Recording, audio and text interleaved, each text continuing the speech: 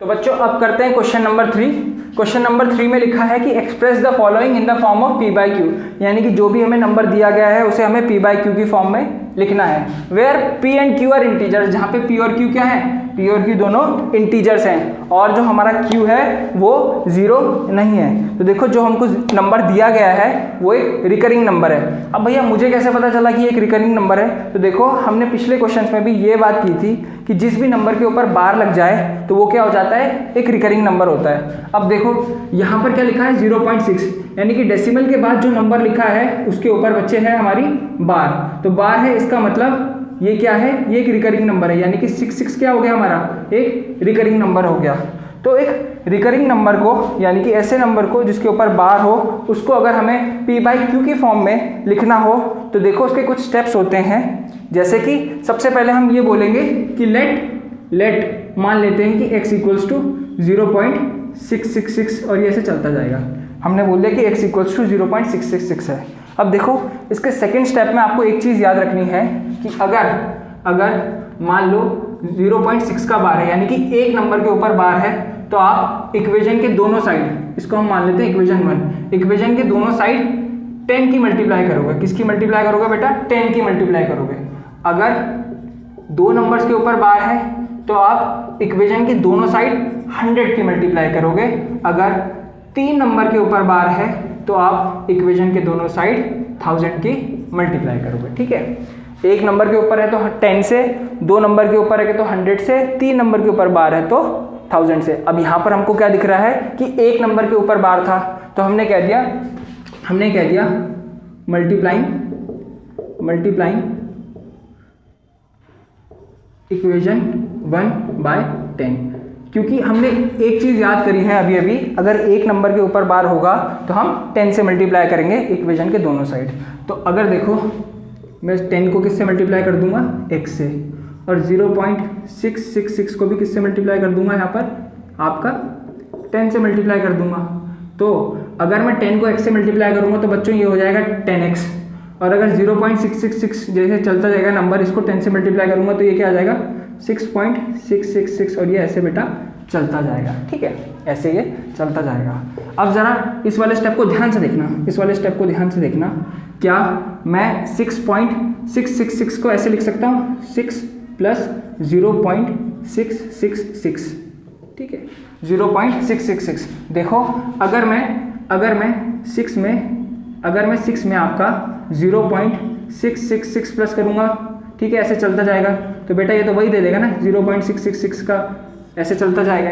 ठीक है, तो क्या मैं इसे ऐसे लिख सकता हूँ? इसका ऐसा लिखने का कारण है कि ये जो यहाँ पर नंबर है 0.666 किसके इक्विवेलेंट है बेटा, 0.666 ऐसे x के इक्विवेलेंट हो गया है। तो मैं यहाँ पर क्या लिख सकता हूँ, 10x equals to 6 plus x, 10x equals to 6 plus x। ऐसा मैंने क्यों लिखा, क्योंकि यहाँ पर 0.666 और ये जो नंबर चलता जाएगा वो किसके इक्विवेलेंट मैंने माना था इक्वेशन 1 में, वो मैंने मान लिया था x के इक्वल। तो अब ये क्या आ गया, 10x equals to 6 plus x। अब इस x को हम उधर ले जाएंगे, यहाँ पर ये x प्लस के साइन के साथ है, तो जब ये उस साइड जाएगा तो बेटा किस साइन का हो जाएगा, ये माइनस साइन का हो जाएगा। ठीक है, जब ये इक्वल टू के उस साइड जाएगा तो ये माइनस साइन का हो जाएगा। ये हमारा बच गया 10x minus x equals to 6। अब ये कितना बच जाएगा, 9x इक्वल्स टू 6। अब हम यहाँ पे x को अकेला कर देंगे और ये क्या आ जाएगा बेटा 6/9। अगर मैं 6/9 को काटूंगा तो ये क्या आ जाएगा बेटा, 3 2 6, 3 3 9। हमारा x की वैल्यू क्या आ गई बेटा, हमारी x की वैल्यू क्या आ गई 2/3। यही हमारा आंसर हो गया, क्योंकि हमसे यही पूछा था कि 0.6 के बार को हमें किस फॉर्म में एक्सप्रेस करना है, p बाई क्यू की फॉर्म में करना है। तो ये हमारा p हो गया, ये हमारा q हो गया, और 2 और 3 क्या होते हैं, दोनों इंटीजर्स ही होते हैं। और देखो हमारा q यहाँ पर क्या नहीं है, हमारा q यहाँ पर 0 नहीं है। तो यही था हमारा इसका आंसर। अब देखते हैं बच्चों क्वेश्चन नंबर 2। क्वेश्चन नंबर 2 में लिखा है 0.47 का बार, 0.47 का बार, यानी कि यहाँ पर एक नंबर, जैसे 4 के ऊपर बार नहीं है तो ये क्या हो गया, नॉन रिपीटिंग हो गया, और 7 के ऊपर बार है तो ये क्या हो गया, रिपीटिंग नंबर हो गया, यानी कि जो बार बार आएगा। भाई अभी हमने रूल पढ़े थे, जो रिपीटिंग नंबर होते हैं, यानी कि एक रिपीट होगा तो 10 से मल्टीप्लाई, 2 रिपीट होंगे तो 100 से मल्टीप्लाई, और 3 नंबर रिपीट होंगे तो 1000 से मल्टीप्लाई। पर हमने ये नहीं पढ़ा भाई कि जब हमारा कोई नंबर रिपीट ना हो रहा हो फिर क्या किया जाए, हमारा जब कोई नंबर रिपीट ना हो रहा हो तो फिर क्या किया जाए। तो देखो बेटा दोनों केसेस में जो आपका पहला स्टेप है वो सेम रहेगा, आपको उस नंबर को x के इक्विवेलेंट मान लेना है, ठीक है, x के इक्विवेलेंट मानना है। अब सबसे पहला काम इसके बाद आपका ये होना चाहिए, जो आपका नॉन रिपीटिंग नंबर है, जो आपका नॉन रिपीटिंग नंबर है उसको डेसिमल के हमको लेफ्ट साइड में भेजना है, उसको डेसिमल के हमको लेफ्ट साइड में भेजना है। अब डेसिमल के लेफ्ट हैंड साइड में भेजने का तरीका क्या है, अगर बेटा मैं इक्वेशन वन को आपका 10 से मल्टीप्लाई कर दूंगा तो क्या डेसिमल के लेफ्ट हैंड साइड पे नहीं चला जाएगा, देखो कैसे जाएगा, जैसे 10 से मल्टीप्लाई हो गया और ये इक्वेशन आपकी 10 से मल्टीप्लाई हो गई पूरी। तो जैसे ही 10 से मल्टीप्लाई हुआ ये डेसिमल खिसक के इधर आ जाएगा और आपका ये जो 4 है वो ऑटोमेटिकली क्या हो जाएगा बेटा, लेफ्ट हैंड साइड पे चला जाएगा, ठीक है। तो ये क्या आ गया 10x equals to 4.777 and so on. तो अब यहाँ पर आप देख सकते हो ये जो 4.7 है ये सेम बन गया नंबर जैसा हमने पहले क्वेश्चन में पढ़ा था। अब मैं इसको लिख सकता हूँ 4.7 का बार। अब हमने पढ़ा था कि भाई एक नंबर के ऊपर बार हो तो 10 से मल्टीप्लाई करो, 2 नंबर के ऊपर बार हो तो 100 से, और 3 नंबर के ऊपर बार हो तो 1000 से। अब यहाँ पर कितने नंबर के ऊपर बार है, यहाँ पर भाई एक नंबर के ऊपर बार है, एक नंबर के ऊपर बार है। तो मैं मल्टीप्लाई कर दूंगा इक्वेशन 2 को बच्चों 10 से। अब भाई इक्वेशन 2 को 10 से मल्टीप्लाई करते हैं तो 10 इंटू 4.777, ठीक है। अब देखो 10 10 जा 100 हो गया। अब फिर से देखो जैसे ही मैं 4.777 को 10 से मल्टीप्लाई करूँगा तो डेसिमल एक प्लेस और खिसक जाएगा आपका, तो ये कितना आ जाएगा 47.777, ठीक है, 47.777। अब देखो क्या मैं इस 47.777 को ऐसे लिख सकता हूँ 43 प्लस 4.777 लिख सकता हूँ। ऐसा मैंने क्यों लिखा, क्योंकि ये देखो 4.777 की वैल्यू हमको इक्वेशन 2 से आसानी से मिल जाएगी। 4.777 की वैल्यू हमें इक्वेशन 2 से आसानी से मिल जाएगी। तो मैं यहाँ पे 4.777 की जगह क्या 10x रख सकता हूँ आसानी से, ठीक है। अब मैं इस 10x को इक्वल टू के उस साइड ले जाऊँगा। अभी यहाँ पर प्लस का साइन है, जब ये इक्वल टू के उस साइड जाएगा तो ये माइनस का हो जाएगा, तो 100x minus 10x equals to 43 हो जाएगा। अब देखो 100 में से 10 गया तो बचेगा हमारा 90x इक्वल्स टू 43। अब x की वैल्यू हम यहाँ से निकालेंगे तो 43/90 आ जाएगी, 43/90 आ जाएगी। अब देखते हैं बच्चों इसका पार्ट नंबर 3। तो पार्ट नंबर 3 है कि 0.001 का बार। तो देखो इसके फर्स्ट पार्ट में हमने सीखा था कि अगर एक डिजिट के ऊपर बार होगा तो 10 से मल्टीप्लाई होगा, 2 डिजिट के ऊपर बार होगा तो 100 से मल्टीप्लाई होगा, और 3 डिजिट के ऊपर बार होगा तो 1000 से मल्टीप्लाई होगा। तो भाई ये क्वेश्चन तो हमारा बड़ा आसान हो गया। हमने कह दिया let x equals to 0.001 and so on. अब हमने मल्टीप्लाई कर दिया बेटा, हमने मल्टीप्लाई कर दिया इक्वेशन 1 को किससे, अब 3 के ऊपर बार है, 3 डिजिट के ऊपर, तो 1000 से मल्टीप्लाई कर दिया, तो 1000 into X equals to 1000 into 0.001001 and so on. तो भाई 1000 को x से मल्टीप्लाई करेंगे तो 1000x हो जाएगा, और 1000 को 0.001 और 001 से मल्टीप्लाई करेंगे तो देखो यहाँ पर कितनी जीरो है, यहाँ पर 3 जीरो है, तो जो डेसिमल है कितने प्लेस शिफ्ट हो जाएगा, 3 प्लेस शिफ्ट हो जाएगा। और जैसे ये डेसिमल 3 प्लेस शिफ्ट हो जाएगा हमारा क्या आएगा बेटा 1.001 एंड सो ऑन, ठीक है। अब देखो यहाँ पर क्या आ गया बेटा 1.001 आपका राइट हैंड साइड पे, तो 1.001 को क्या मैं ऐसे लिख सकता हूँ 1 प्लस 0.001 एंड सो ऑन, ठीक है, 1.001 एंड सो ऑन। ऐसे ही चलेगा ये नंबर, ठीक है, ऐसे ही चलेगा नंबर।